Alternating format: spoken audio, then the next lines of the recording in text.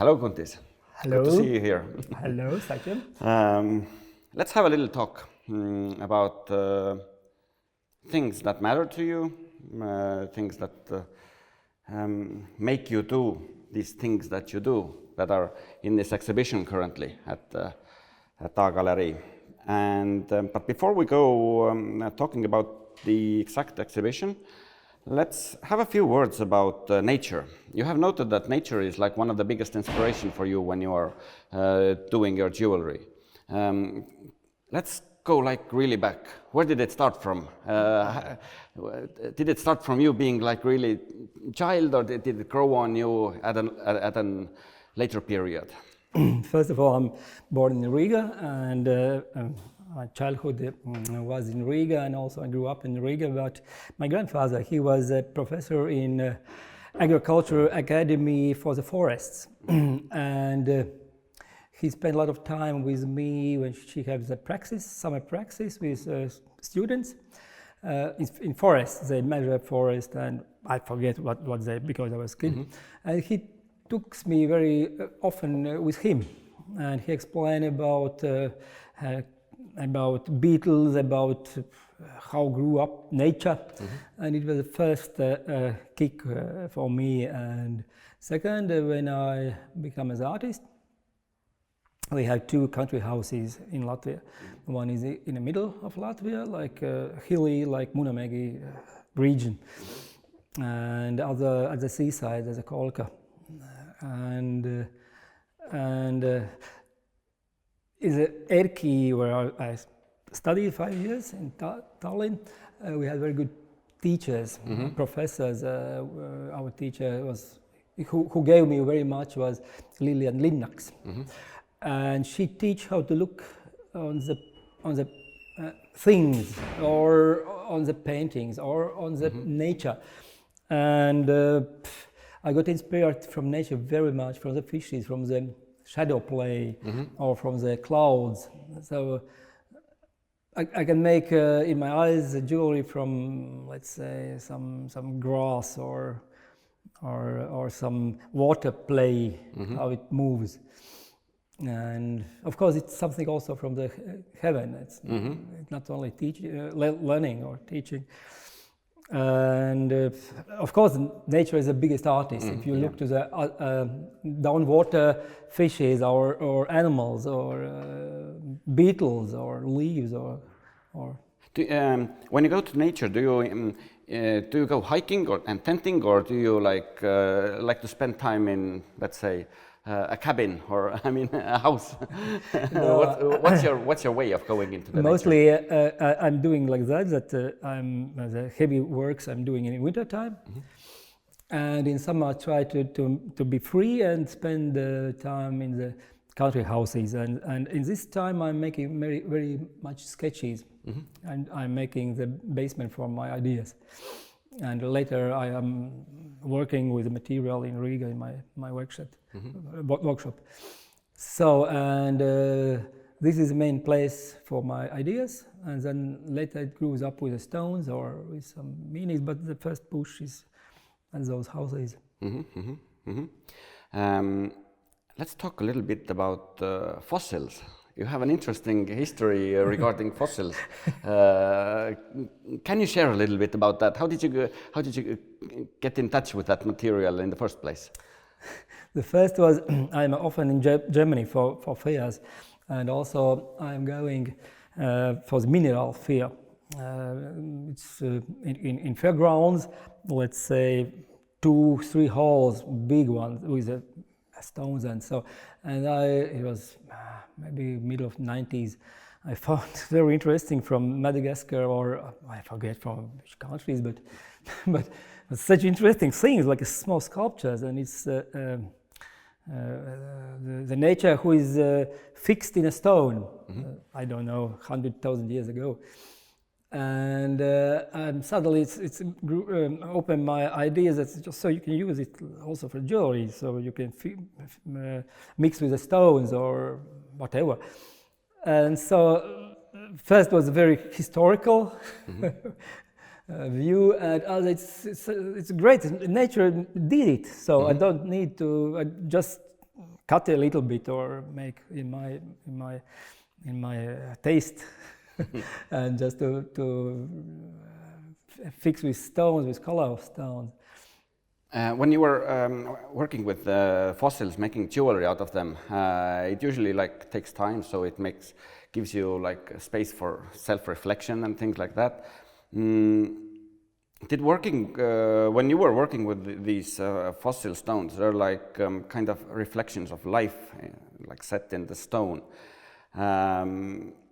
What did you feel during that time? I mean, was it just another material for you, though aesthetically pleasing, or did it give like a further push into looking into nature at a wider angle, as you have been connected to these similar topics throughout your creative career, as far as I've viewed? No, yeah, I'm looking to this material like the nature stops for this moment, as if you jump into the water, those waves go away. But if it's would fixed, that's very interesting. And of course, every piece is different. So as we are human beings, we are different, and there's not a sculpture. In my works, I'm working like a small sculpture, my jewelry.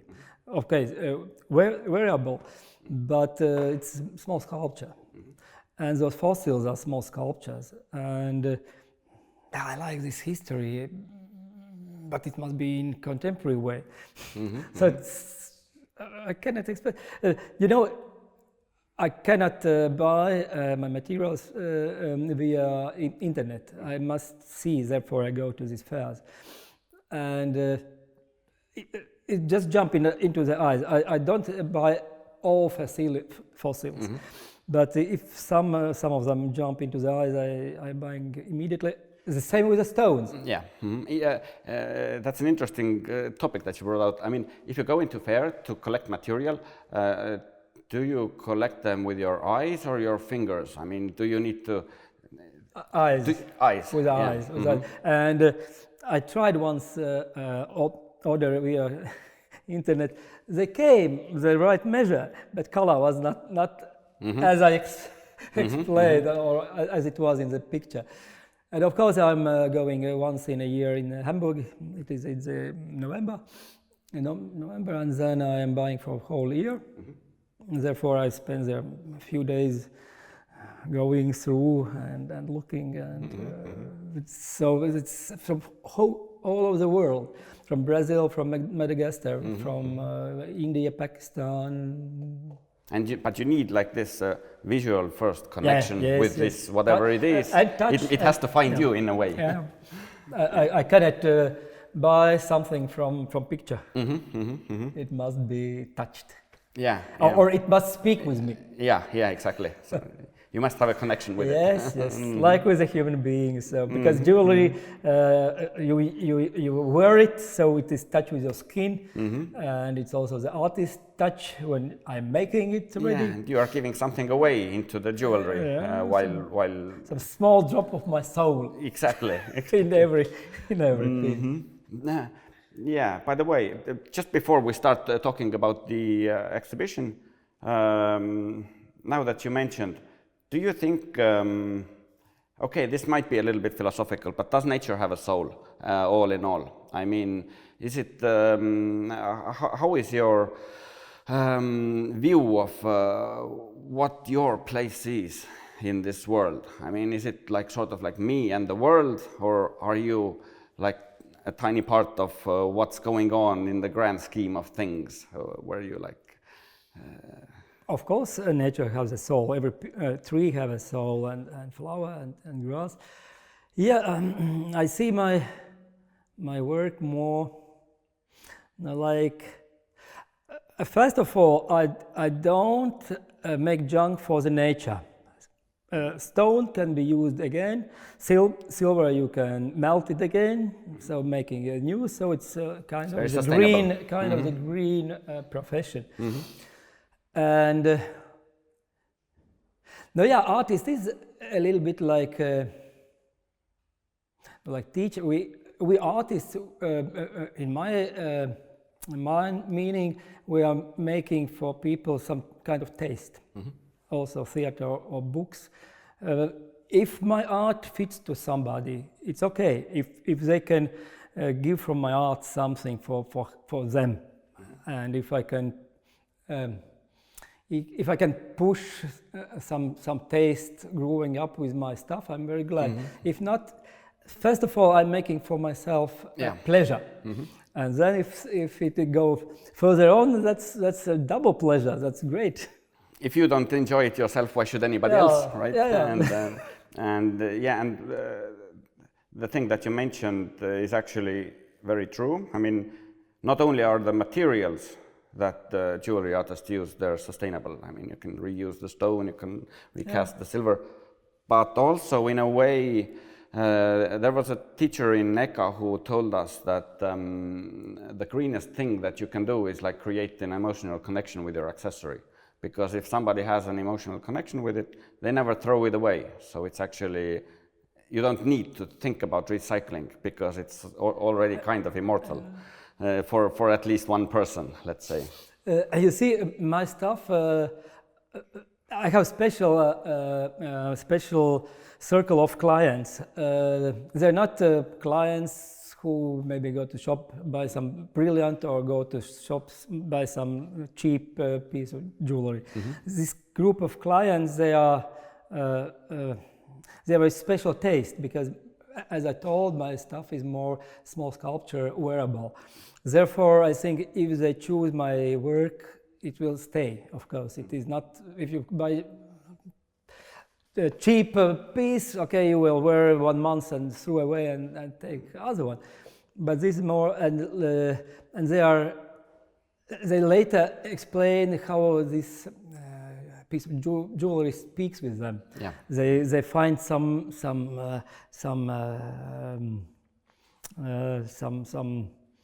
kind of speaking with jewelry. It becomes a part of their identity in a way. Yeah, and they see themselves. What they see, maybe I thought other figure, but they catch other thing, and sometimes it helps. Sometimes it is jewelry as a basic. It is kind of, secure people in ancient time. They were for the health or for win the war, or it was with meaning, and it's a little bit my way also. Let's talk about your exhibition now. This is also inspired by nature. Tell me a little bit, how did it come to be?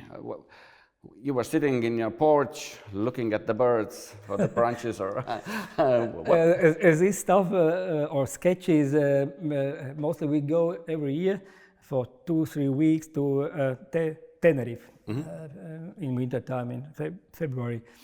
And sketches, I had time, and there's very interesting nature and sometimes wild and ocean.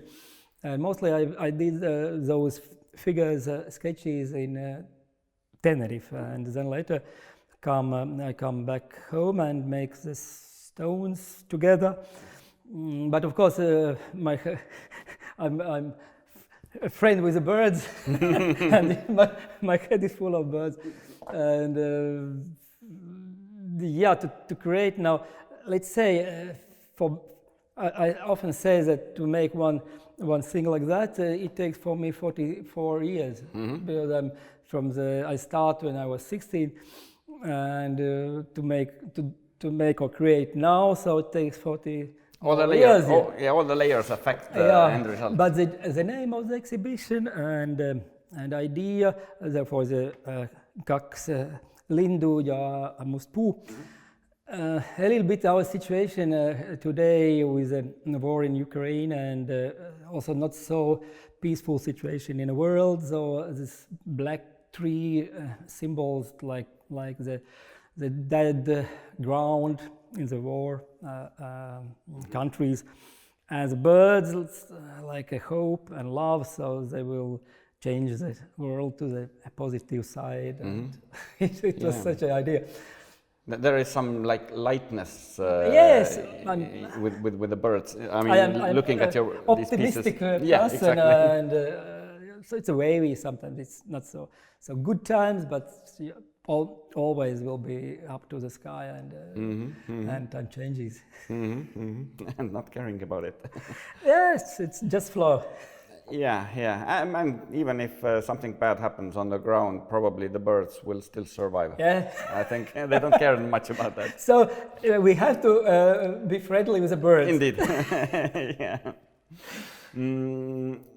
Tell us a little bit about how exactly you work. You already told that you like to do sketches when you're like in your cottage in the nature, and then start working with the final pieces when you're in Riga. But how about the topics that you like cover conceptually? I mean, is it all sort of like organic flow going like birds migrating from north to the south, or do you have like specific topics like that you think that, okay, I have covered this one now, I will put it away and start working with a new one? Can you explain a little bit? No, yeah. When I start a new group or a new collection, I make a lot of sketches, maybe 30, 40, maybe. Sometimes it's just a few lines on the paper or something like that. I'm making this group ready, maybe 15 pieces or 20. Then I go to the other time I make other sketches or color, call it that. But sometimes I go back to these old sketches and make in the our days, or my how I see them in this time. It is not that it is one group finished with a knife threw away, and so it's more of an organic now is not your time yet. Let's wait a little bit and then you work something else. And then as a finishing question, probably a lot of Estonians are interested in it. What's your connection with the forest? Because in the beginning you said that your first like connections with the nature were regarding looking in the forest, like walking around there. Why I'm asking you is this because a lot of Estonians consider like these Estonians to be like forest people, though it's a bit of a mythical. It's not quite that simple. However, if you travel around, for example, in Germany or in France, then in most of Europe, forest is considered like a bad place. It's like a horrible place where you you die there. I mean, so what's your stance in this one? I think in Latvia people the same like Estonian. We are living also in Estonia, not in the villages, but the one house with some other houses for the animals. So we are individual people. It is not like in Germany. It is a village. Yeah, the community, or in France. Therefore, I think we are more, or we need this connection with the nature. As you told, forest people. Personal connection. And no, forest for me, I'm feeling safe in a forest. Oh, that's good. It is not a place to come and for the death. Yeah, it is for the living. That's how I feel there because also.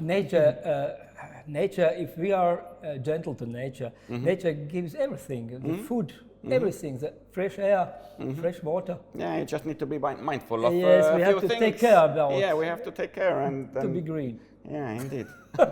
This is a good place to end this conversation. I thank you very much for coming in here, for speaking with me, and for giving us these beautiful things to show. Suur aitäh! Aitäh sulle! Suur aitäh!